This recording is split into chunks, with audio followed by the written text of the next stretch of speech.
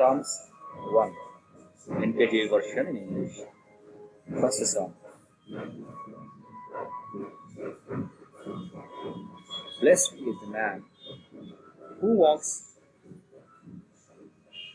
not in the counsel of the ungodly, nor stands in the path of sinners, nor sits in the seat of the scornful. But his delight is in the law of the Lord, and in his law he meditates day and night.